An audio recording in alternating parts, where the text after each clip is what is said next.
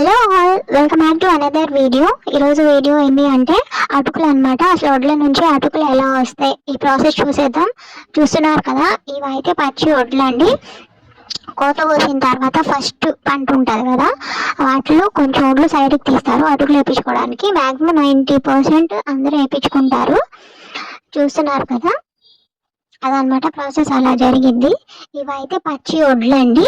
వీటిని ఒక 10 hours నానబెట్టుకోవాలి. మనం మిల్లు వేయించే ముందు ఒక 10 hours ముందు నానబెట్టి ఇంకా వేపిస్తామనగా ఒక అరగంట ముందు ఏం చేయాలి అంటే ఆ వడ్లుని నానబెడతాం కదా, ఆ నీళ్ళన్నీ పోయేలాగా డ్రైన్ చేసుకోవాలి. ఏదైనా జల్లి బుట్టలు కానీ గంపలు ఉంటాయి కదా, వాటర్ అంతా పోయేలాగా అవి కొంచెం డ్రై అవ్వాలి.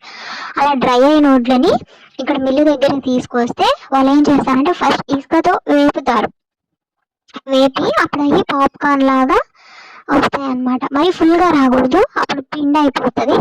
లైట్గా ఇంకా పాప్కార్న్ లాగా పట్ పట్ అంటుంది అన్నప్పుడు అవి తీసి సైడ్కి పెడతారు జల్లిచ్చి. ఆ జల్లిచ్చి వాటిని చూస్తున్నారు కదా, ఆయన మిల్లులో పోస్తున్నారు కదా, అట్లా పోస్తారు. అలా రన్ అవుతుంది అనమాట మిల్లు. అలా రన్ అవుతూ డస్ట్ అంతా చూసినారు కదా, ఇట్లా ఒక పక్కకు వచ్చేస్తుంది. అట్లనే అటుకులన్నీ ఇటు రైట్ సైడ్కి వస్తున్నాయి అనమాట. వాటిని కూడా మళ్ళీ ఇంకో జల్లెడి మీద వేస్తున్నారు, ఎందుకంటే అట్లా సన్నటి డస్ట్ ఉంటుంది. ఆ ఫైన్ డస్ట్ కూడా మొత్తం దిగిపోయేలాగా అలా ఒకసారి ఇలా ట్యాప్ చేస్తే అందులో ఉన్న డస్ట్ అంతా కిందకు పోతుంది.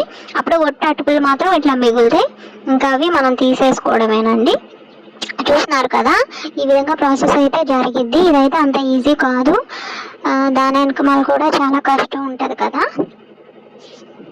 ఈ రోజుకి వీడియో అయితే ఇంతే అండి. సరే, మరి వెళ్ళొస్తా. Bye bye. లైక్ చేయండి, షేర్ చేయండి, సబ్స్క్రైబ్ చేసుకోండి.